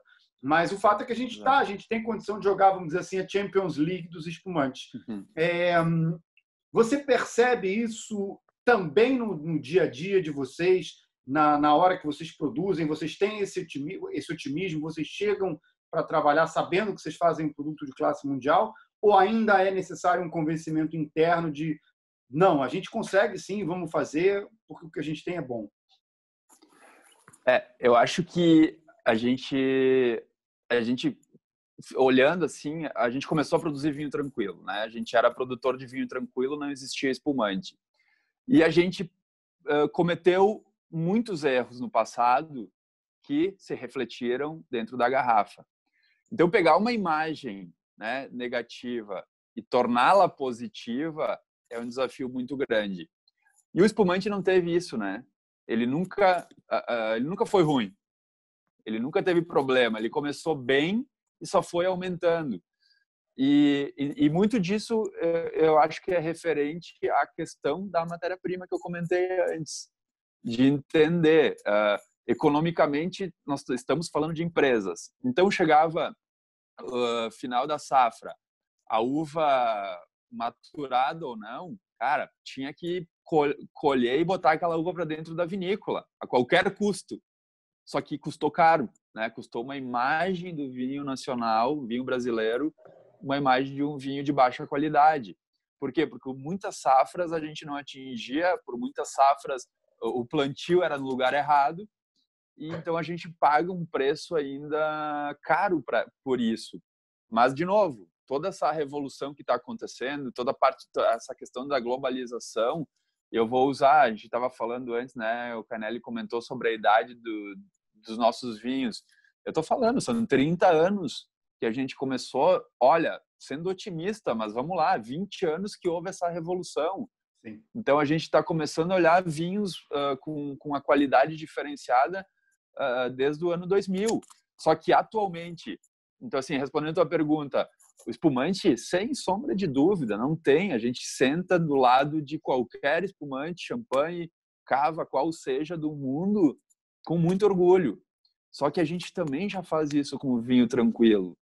Só que a gente tem esse preconceito dentro de casa que a gente precisa trabalhar. E quando tu falaste também sobre a comunicação, só que por muitas situações tu te depara com uma degustação e com grandes vinhos brasileiros lado a lado com franceses, italianos, chilenos, cada um com as suas características, mas vinhos de alta qualidade. E eu sempre digo uma coisa, vamos respeitar o terroir de cada região, porque a nossa análise é o quê? É um vinho com defeito? Não. Então, ele é um vinho bom. Agora, o teu gosto, se é um estilo chileno, se é um estilo italiano, se é um estilo francês, ele tem que ser respeitado. O vinho bom é o que a gente gosta. Então, assim, a minha crítica hoje, que eu bato muito, é assim, ó, cara, vamos falar mal de vinho com defeito. Ou seja, não fala, né? Quando tem que falar mal, é melhor não falar. E vamos elogiar produtos bem feitos, né, que passam por um processo de qualidade desde a sua matéria-prima. A gente acaba entrando num mundo que a gente bebe vinícola, né? Porque bebe processo, tu começa a entender o que a vinícola faz dentro de casa, e o vinho acaba não tendo defeito, ok, tu já começa a dar outro valor para esse produto. Então, eu acho que, resumidamente, me alongando, é mais ou menos o conceito que eu levo hoje, que eu tento comunicar aí para todo consumidor. Antes da gente entrar no segundo vinho teu, no rosé, bom, você levantou uma bola muito boa que eu vou aproveitar e vou também colocar o Cainelli e a Paula e até a Jéssica também nessa roda aí. Eu acho que é impossível a gente conquistar o mercado externo sem antes conquistar o mercado interno. Eu acho que essa é uma coisa que vem depois da outra. A gente não pode ganhar lá fora as manchetes, ganhar os grandes críticos, se a gente não conseguiu convencer o nosso próprio consumidor de que o que a gente faz é bom. Eu volto de novo, a gente falou isso mais cedo, não lembro de a gente ter um momento tão favorável ao vinho nacional, ao vinho brasileiro, como a gente tem hoje. A gente tem consistência, a gente tem qualidade e a gente tem quantidade. São três coisas muito importantes, três elementos fundamentais para que a gente consiga dizer ao mercado. Então, falta comunicar isso bem. O que, na visão de vocês, produtores, na visão da Jéssica, que entra no caso de distribuidora e também no caso de sommelier, vou pedir só para vocês serem muito rápidos, para a gente não precisar abrir outra sala depois, o que a gente pode fazer para mudar esse cenário? Quem quer começar? Paula, começa você então, pronto. Eu falo depois porque... melhor, deixa eu fazer um parênteses. Começa você, Dani, pronto. Não, porque eu estou envolvido diretamente com esse trabalho, tá? A gente tem uma associação aqui na Serra de mais de 30 anos, que é a União Brasileira de Vitivinicultores, né? Que é a UVibra. A gente tinha o Ibravin, que fazia essa parte de comunicação, né? Ela acessava um fundo, né? Um fundo do governo do estado do Rio Grande do Sul, é uma lei estadual, onde parte dos impostos recolhidos conforme a produção de uva, 50% desse valor ele era destinado ao Ibravin para fazer uma comunicação. Bom, esse governo pegou a prestação de contas dos últimos anos e não aprovou, né? Não teve aprovação, teve algumas inconformidades. E nesse meio tempo, a coisa foi embolando, né? Sabe como é que é verba pública? E o CNPJ Ibravin não conseguiu mais acessar. Bom, qual foi a saída setorial, né? A UVibra tem alguns quesitos para esse CNPJ acessar esse fundo, e uma das empresas que estaria apta a isso era a UVibra. Então, a UVibra, que é uma associação, são associados da indústria de vinho fino, né? Ela cedeu o seu CNPJ, alterou o estatuto para que se criasse uma associação, um conselho dentro da UVibra, aonde abrangesse toda a parte de produtor de uva, toda a parte de cooperativas, vinhos de mesa e vinhos finos. Então, foi feito essa alteração para que se criasse esse conselho para poder acessar esse fundo novamente. Então, está se estruturando, tá, essa entidade para que ela possa retomar os trabalhos que até então eram feitos pelo Ibravin com essa verba. Então, o intuito, já existe um plano de comunicação pré-estabelecido. Então, a gente só está esperando esse acordo com o governo de estado para poder acessar essa verba, para daí voltar um trabalho de comunicação. E é lógico que a gente sabe, no decorrer, cabe aqui, a gente sabe que não é sempre que as coisas saem da maneira como a gente pensa, né? Mas, de forma global, é dizer assim, cara, a gente está fazendo um trabalho agora, pegando o pessoal da campanha de Santa Catarina, e dizer assim, cara, é muito fácil, né, sentar lá do outro lado e jogar uma pedra. Então, venham para dentro, vamos sentar, vamos. A gente está tentando captar essas pessoas para dentro, porque é aí que tem que discutir para depois comunicar, né? Então, o Kainelli me ouve muito falar, diz assim, cara, vamos sentar. Ninguém está fechando as portas, ao contrário, né? A gente quer sentar para discutir em grande grupo, para poder comunicar. Então, existe um trabalho do setor para que retome essa comunicação, tá? E aí, sim, aproveitar esse momento todo que a pandemia trouxe de um consumidor que botou vinho na mesa, e principalmente botou vinho brasileiro na mesa, para que a gente surfe essa onda aí positiva para, de novo, né, para que a gente mantenha esse conceito positivo e esse volume, né, de comercialização positivo. Então, desculpe já... Nada, me interrompeu, mas eu achei importante comunicar a vocês que existe esse trabalho feito por trás das entidades, né? E toda essa classe, desde o produtor de uva até a indústria e as cooperativas. São boas notícias, é bom que compartilhe mesmo. Paula, fala alguma coisa a respeito desse tema, o que você acha que precisa ser feito, o que você acha que a gente precisa corrigir de rumo, para que a gente, como muito bem colocou o Dani, surfe nessa onda, porque não seja só uma onda passageira, mas que seja uma maré a nosso favor.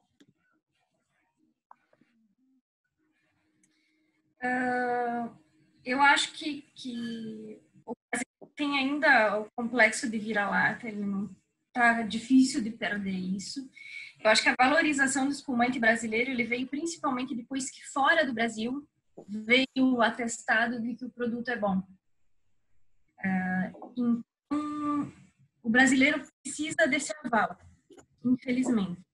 Eu acho que com a pandemia, a gente observa que começou uma valorização pelos negócios locais muito grande e pelos negócios nacionais e o vinho vem nessa onda, tipo de valorização, então acho que é o momento. A alta do dólar, ela nos favorece, porque o vinho importado aumenta o preço, embora para nós também eleve o custo de insumos, mas isso é um ponto favorável para o vinho brasileiro.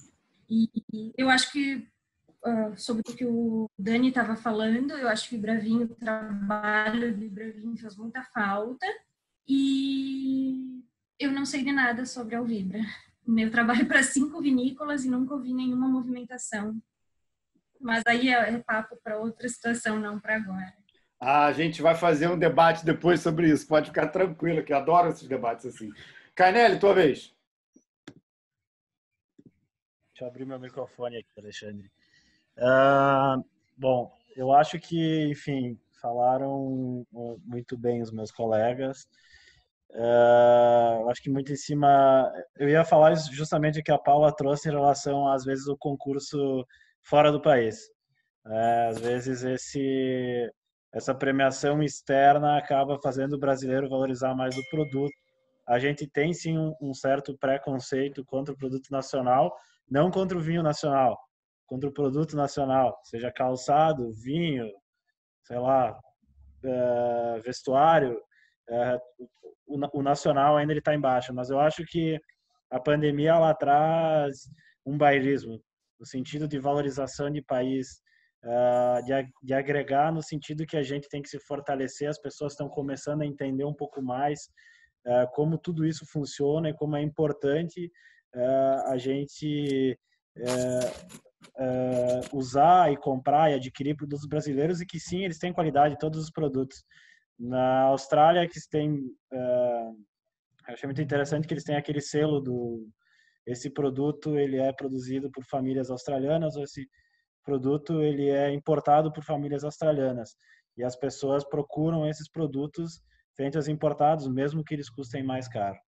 Então, isso é uma coisa que eu acredito que o Brasil também está começando a se construir. Quanto ao que o Daniel falou, também conheço tudo que vem, acompanho muito por conta do Dani também, de estar próximo. Infelizmente teve uma disruptura burocrática de entidades de uma para outra, e no sentido de que se tem que acessar esses recursos agora para se ter todos esses trabalhos em andamento. Isso sempre, todos esses processos sempre são demorados, e infelizmente deixou uma lacuna, digamos, né, entre um trabalho e um que vem a acontecer agora. E é exatamente num momento que o vinho brasileiro ele está em alta. Mas claro que isso vai acontecer. Eu sei, acompanho, inclusive, sei que está para sair tudo isso, né, Dani? Então dá para aproveitar esse gancho e potencializar ainda mais essa questão do vinho brasileiro. Infelizmente, eu diria que as campanhas elas ficaram no vácuo exatamente num momento de acesso a recurso, onde uma entidade precisava acessar, perdeu, até a outra conseguiu acesso, a gente ficou sem mídia. E foi exatamente no momento que o vinho brasileiro teve um boom. Assim. Olha, então é um caso a gente pensar, né? Porque sem mídia foi o momento que o vinho brasileiro teve um boom, talvez a mídia não estivesse fazendo tão bem. A gente, pois é, a gente está com pouco tempo e a gente ainda tem o... Eu sei, não, mas pessoal, não pode levar uma bola levantada dessa, a gente tem que cortar.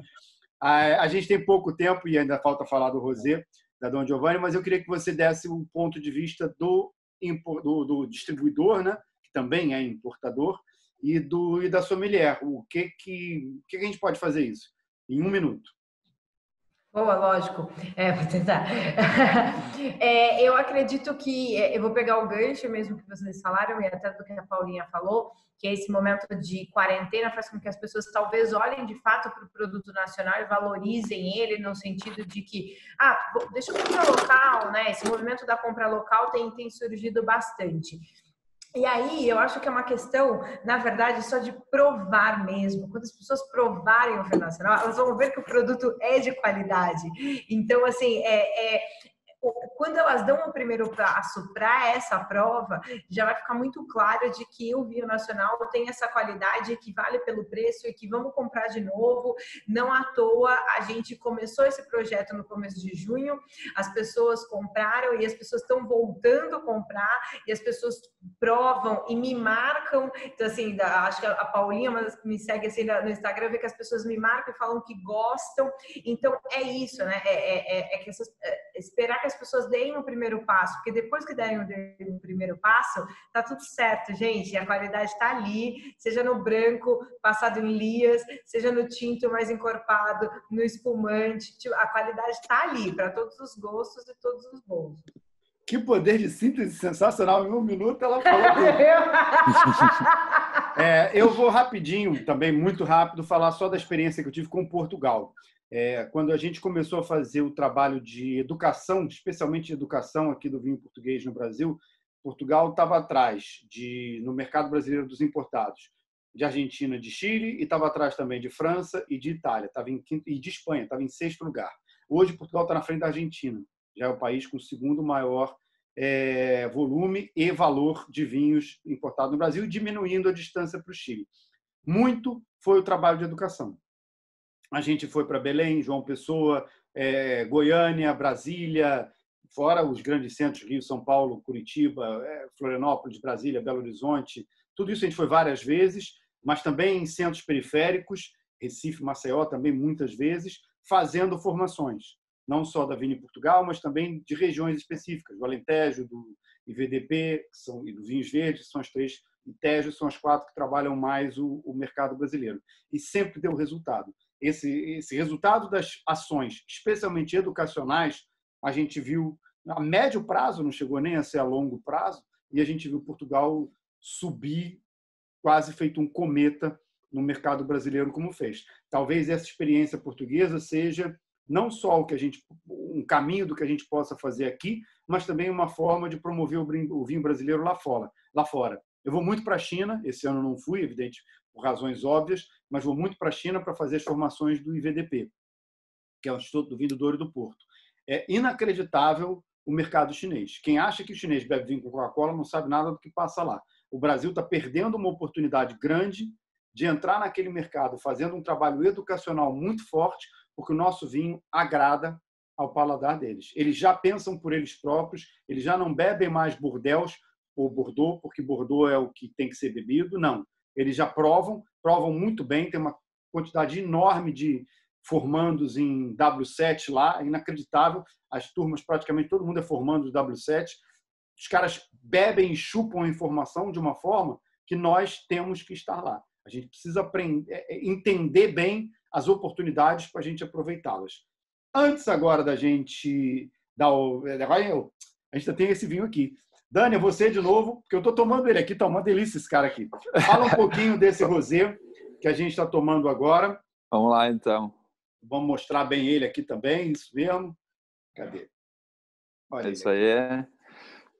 Então, diferente da proposta do Natur, né? Esse é um produto que só tem 12 meses de maturação. Nenhum dos dois então, é safrado, se a né? gente fosse... Nenhum dos dois. A gente usa pelo menos... a gente tem, em média, né? Um cálculo assim, bem superficial. Mas, assim, normalmente 70% da safra do ano, 20% da anterior e 10% da anterior à anterior.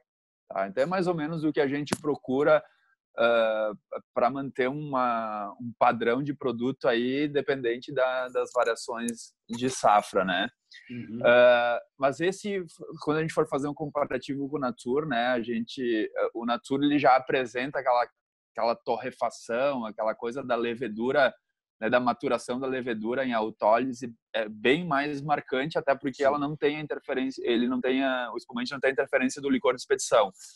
Quando a gente fala do rosé, a proposta, o rosé é o nosso espumante mais jovem da linha. Então, apesar que ele já tem algumas notas mais evolutivas, ele é um tradicional com 12 meses de maturação. Mas o licor dele, apesar de ser um brut, ele já tem 12 gramas de açúcar por litro. Então, ele já tá mais para cima do que... que daí o limite hoje no Brasil é 15 gramas, então a gente tá muito próximo aí aos 15. Só que a proposta dele é bem essa, né? Um espumante dentro da nossa linha, de novo, né? Cabe ressaltar, porque se a gente partir para um produto Charmat, vai procurar muito mais fruta, mais leveza, mais frescor. Mas dentro da nossa linha, ele é o produto jovem. Ele é um jovem de certa idade, um jovem maturado. Então a proposta dele é mais eclética, é mais descontraída, então a beira de piscina, a beira da praia, um coquetel, mas também ele tem estrutura aí para suportar peixes, principalmente, assim, ou até mesmo, né? Eu gosto muito, né? Tu comentou do churrasco com vinho do Porto. Há uns anos atrás eu comentava com meus colegas de faculdade, eu vou para a serra, vou comer um churrasco e tomar um espumante. Eles me olhavam, churrasco com espumante? Mas funciona muito bem, é outra coisa que funciona. Churrasco funciona com branco, funciona com espumante, tinto leve, tinto pesado e funciona com fortificado também, com 10 anos, beleza. É isso aí, né? Então, eu acho que assim, o Natura gastronomicamente perfeito, mas tu vem o rosé para esse lado mais jovem, mais leve, mais eclético. Eu acho que ele atende super bem também, né? Então, fica mais ou menos nessa linha. Queria agradecer a presença de vocês todos. Foi um prazer esse bate-papo que parecia que não acabava nunca, porque a gente tem tanto assunto, os vinhos têm tanto assunto e a gente também tem tanto assunto. Muito bom estar com vocês. Estaremos em breve presencialmente também, não só virtualmente, nesse ambiente dessa sala de provas. Vamos levar a sala de provas para uma sala de provas real, não só virtual. Então, quero começar já agradecendo a presença de vocês e pedindo que vocês também se despeçam, fazendo uma última colocação, e vou fazer pela ordem praticamente com que eu comecei. Começar pela Paulinha. Paula, obrigado por você ter aceitado o nosso convite, o nosso desafio aqui, ter mostrado esses 2 vinhos e dar o seu boa noite final aí. Lalas, querido, eu que agradeço. Um prazer te rever. tua, a Jess, enfim, prazer rever o Dani, o Cainelli, que fazia tempo também que não os via. Bela montada aqui hoje. Agradecer em especial a Evino por essa visibilidade, esse trabalho que tem feito com o vinho brasileiro. Realmente vem salvando vidas nessa pandemia. Essa é a verdade. Estamos, a família Bertolini, muito, muito felizes com o resultado. Muito obrigada, Lalas, obrigada a Gula por também dar visibilidade a esse projeto e ao vinho brasileiro. Obrigada. Contem com a gente. Visibilidade para vinho brasileiro e para projetos assim é o que a gente mais gosta de fazer. Cainelli, é contigo. Lá. Muito parecidas as palavras, então só agradecer a vocês, Alexandre, a tua pessoa, e já estendendo a equipe da Gula aí por essa divulgação, não só desse projeto, mas a divulgação do vinho brasileiro em si. Agradecer pelo espaço, agradecer pelo bate-papo, que foi excelente. Concordo, ficaria aí até acabar as 2 garrafas de vinho que eu tenho aqui. Da mesma forma, Jéssica, a ti, estendendo a toda a equipe da Evino. Realmente muito importante aqui para a família Cainelli esse projeto e essa oportunidade de poder mostrar um pouco mais os nossos produtos pro consumidor brasileiro. E quando a gente fala que a gente quer espalhar a cultura do vinho, vocês estão nos ajudando a fazer isso. Eu espero que continue muito mais, não só com a gente, mas com várias vinícolas aí que tem um produto muito legal aqui no Sul. E da mesma forma, bom rever os colegas aí. O Dani eu tô sempre mais pertinho aqui, que está aqui pertinho, mas a Paula a gente trabalhou junto e faz um tempão que a gente não se via. Mas é isso, pessoal. Muito obrigado em nome da Vinícola Cainelli e um obrigado também em nome do vinho brasileiro. Valeu, Cainelli. Agora, Dani, é contigo. É isso aí, é isso aí. Agradecer também, Jéssica, em nome de toda a equipe aí de vocês que fazem um trabalho fantástico, né? Não esqueçam aí da gente, vamos continuar firmes e fortes. E Lalas, prazer, né, cara, tua pessoa aí, baita cara, influenciador e sempre defensor do vinho. Eu defendo uma bandeira, né? A gente não tem nada que lutar a não ser pela cultura do vinho, porque se a gente jogar esse consumo, né, que é nada do nosso vinho, do vinho como um todo, ninguém mais vai sofrer com venda.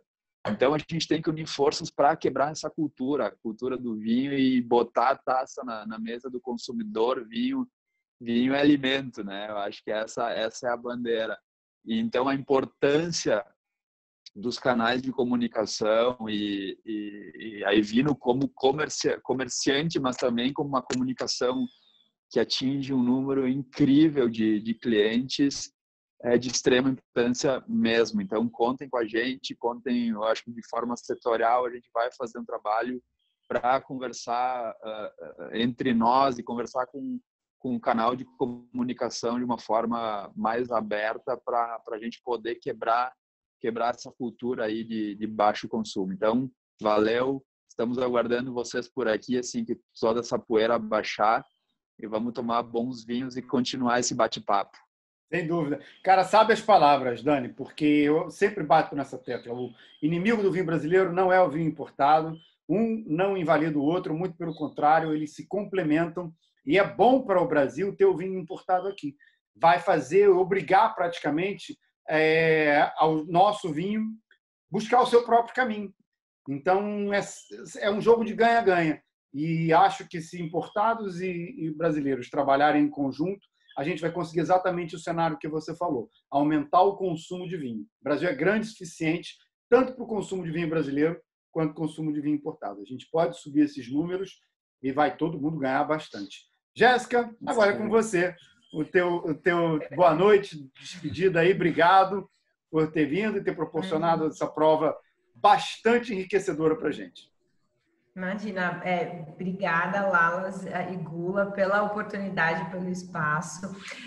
Esse projeto ele foi idealizado pelo Ari, pelo nosso CEO, e eu voltei para a Evino, como eu comentei, há 3 meses. E quando eu voltei, o pessoal me falou desse projeto que estava engatilhado, estava para sair. E eu lembro que na primeira semana de retorno da Evino, eu mandei mensagem para todo mundo falando: pelo amor de Deus, isso vai dar muito certo, vai todo mundo abraçar isso, público, trade, todo mundo, porque é incrível e realmente é muito bom ver esse projeto dando certo. Parabéns a todos os profissionais envolvidos, todos vocês mesmos, mesmo de todas as vinícolas. Se não fosse a qualidade do produto também, a gente não estaria aqui. Então, assim, é realmente uma teia de pessoas que vão agindo em determinados momentos e que fazem essa ação dar muito certo. E no final das contas, obrigada a todo mundo que comprou também, que apostou nessa nossa ideia e que vai continuar comprando. A Evino está aqui também na minha figura como representante dessa propagação de conteúdo. A gente quer trazer mais conteúdo para que as pessoas se sintam mais confortáveis para comprar os seus vinhos. E, Jéssica, fala um pouquinho aí, evino.com.br. E como é que é? Eles compram, botam o nome da vinícola ou já tem um projeto, uma caixa especial, promoção com esses caras? Como é que funciona aí? Tem sim no site o banner de pequenos produtores, mas também se digitar o nome de cada um deles aparece, mas é fácil de... Ou filtrar pelo país, Brasil, vai aparecer também, é fácil. Entrega no Brasil todo?